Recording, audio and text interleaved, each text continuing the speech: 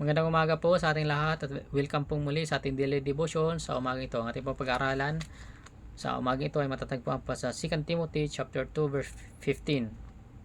Kung nandiyan na po tayo, ating pabuksan ang 2 Timothy chapter 2 verse 15. Babasahin ko na po.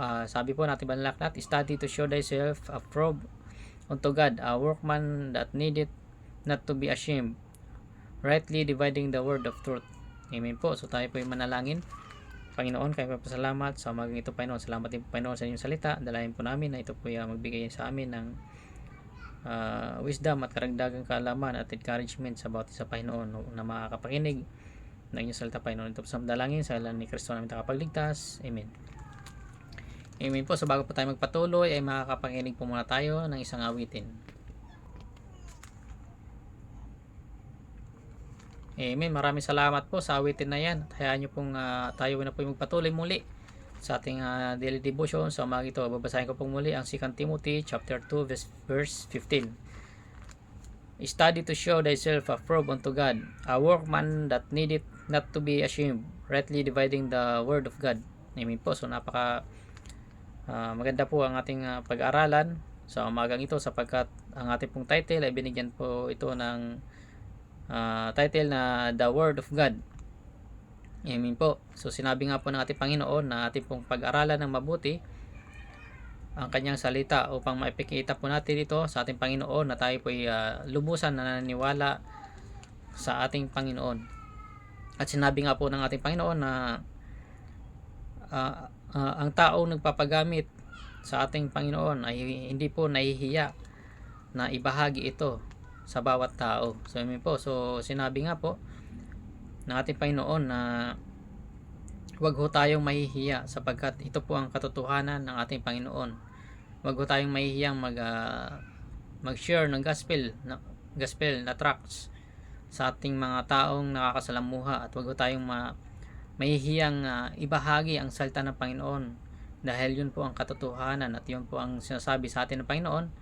Natin pong ibahagi ang kanyang salita upang malaman ng ibang tao na hindi pa nakakilala sa kanya. Yun po. So bilang example na lamang din po sa ating mga missionary ay sila po ay nagpapagamit sa ating Panginoon upang magpunta sa ibang bansa para lamang makapag-share ng salita ng Panginoon. Hindi po ganun kadali ang magmisyon sa ibang lugar dahil nga po ang pagmimisyon po ay dapat po ay bukal to sa ating mga puso at bukal sa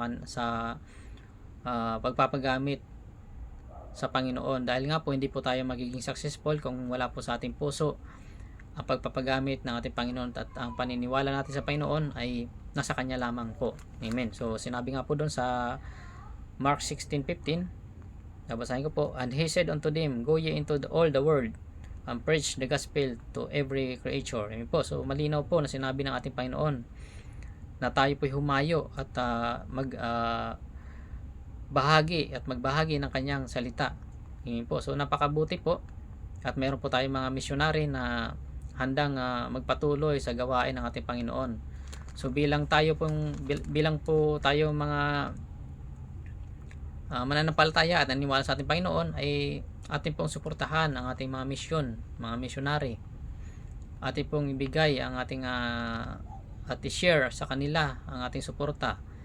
Ating pong patuloy na ipanalangin ng ating mga missionaries na nagpapagal sa ating Panginoon, ang kanilang family at ganoon din po ang kanilang pagpapagamit at pagpapatuloy sa gawain ng Panginoon. Tayo po bilang isang mananampalataya ay inatasan ng ating Panginoon na patuloy na magpagamit. Bilang po tayo simpleng mamamayan ay ang pag-share po ng gospel tracts ay napakahalaga po. Dahil dito ay nalalaman at nababasa po ng mga tao na hindi pa nakakilala sa Kanya na ang tunay na kaligtasan ay nasa Panginoon lamang kung tayo po ay magtitiwala sa Kanya. Amen po. So bilang isang tunay na mananampalataya ay dapat po ang focus natin ay nasa Panginoon. Huwag po natin na kakalimutan ang mga sinabi ng ating Panginoon na kung saan ay ating pong bigyan ng patotoo sa ating Panginoon na kung saan tayo po nagpapatuloy at nagpapagamit sa Kanya. sa ating Panginoon. Ang pag-share ng salita ng ating Panginoon ay napakahalaga po upang tayo po ay mabigyan ng karagdagan kaalaman at dagdag encouragement din po na magpatuloy lamang sa ating gawain sa ating Panginoon. Amen po, kung tayo po minsan ay may pagkakataon na hindi po tayo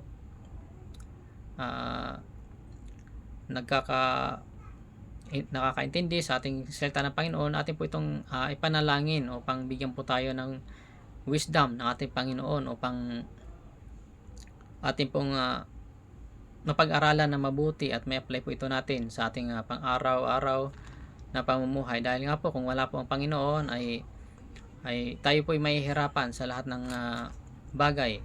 Ang Panginoon lamang po ang nagbibigay sa atin ng kalakasan sa pang-araw-araw upang tayo ay magpatuloy lamang sa ating misyon dito sa mundong ibabaw. Ang ating pong misyon ay ang patuloy na pagpapagamit sa ating Panginoon, pagpapalago ng kanyang gawain. Yun po.